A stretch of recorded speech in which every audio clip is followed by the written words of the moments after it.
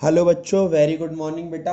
बेटा last class तक हमने लॉ ऑफ वेरिएबल प्रोपोर्शन का बेसिक मीनिंग सीख लिया था।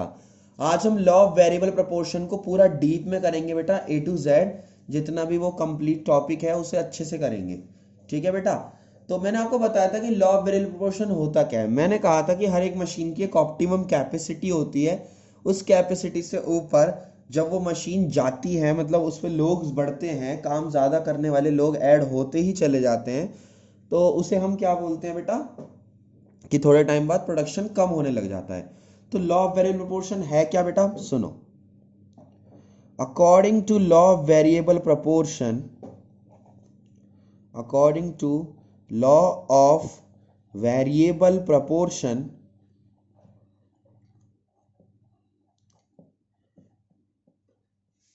when we increase when we increase variable factor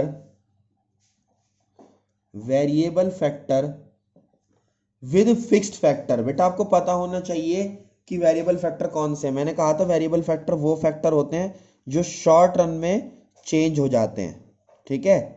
और फिक्स फैक्टर कौन से होते हैं जो केवल लॉन्ग रन में चेंज होते हैं। तो मैंने क्या लिखा, when variable factor attach with fix factor first TP rise. TP क्या होता है बेटा, टीपी होता है बेटा टोटल प्रोडक्शन।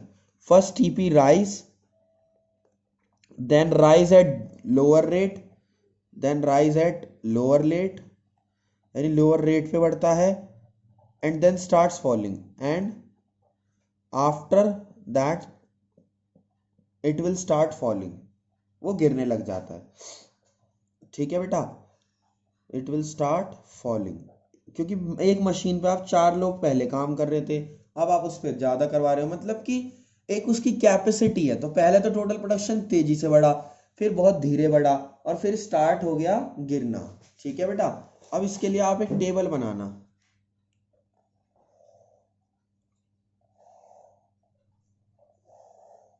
ठीक है, एक साइड लेना यूनिट्स, एक साइड लेना वेरिएबल फैक्टर, एक साइड लेना फिक्स फैक्टर, एक साइड लेना टोटल प्रोडक्शन, एक साइड लेना टोटल प्रोडक्शन। ठीक है। तो यूनिट पहले आप एक बना रहे थे, अब 2 3 4 5 6 7 8, अब 8 यूनिट बना रहे हो। वेरिएबल फैक्टर आप बढ़ाओ, 0 2 5 5 और 12 18 20, और फिर थोड़ा सा कम कर दो, 18 और 16। ठीक है। एक कॉलम एमपी का भी ले लो, मार्जिनल प्रोडक्शन का। वेरिएबल फैक्टर तो बेटा कांस्टेंट ही रहेंगे, जितने हैं वेरिएबल फैक्टर उसे 1 1 1 1 1 1 ही ले, क्योंकि वो तो कांस्टेंट ही रहेंगे। ठीक है। अब टोटल प्रोडक्शन देखो, टोटल प्रोडक्शन, ये मैंने वेरिएबल फैक्टर बताया ना आपको, इसे वेरिएबल फैक्टर, सॉरी सॉरी ये मैंने उल्टा कर दिया।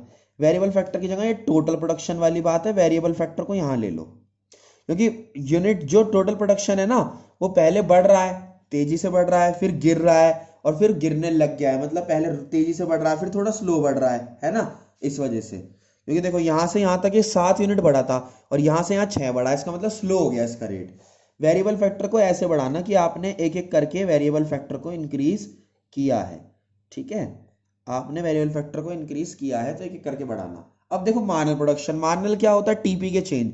पहले पे तो पता ही नहीं लगा सकते, फिर नेक्स्ट पे 0 से 2 हो रहा है तो 2, 2 से 5 3, 5 से 7, फिर 6, फिर कितना 2, फिर माइनस का 2, क्योंकि अब की बार गिरने लग गया ना, और फिर दोबारा माइनस का 2।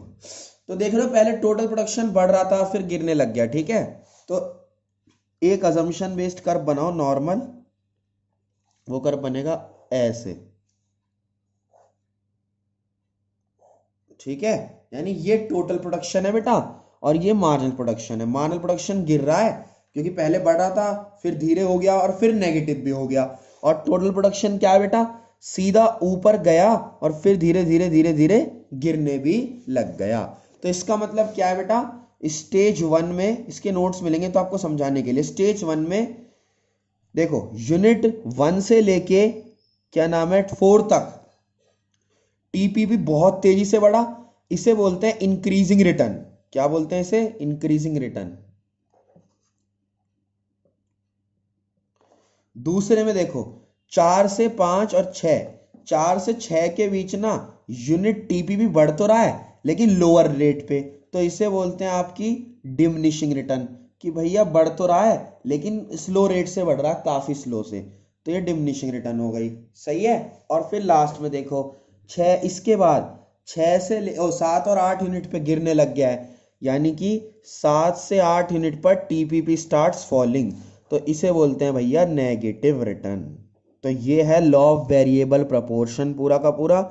इसे अच्छे से समझो कि पहले बढ़ रहा है फिर घट रहा है और ऐसे करके चलेगा। ठीक है बेटा, कोई भी डाउट आए तो मुझसे पूछ लेना। बात आती है भैया कि ये कैसे बनाएंगे हम, ये बेटा अजम्पशन बेस्ड है।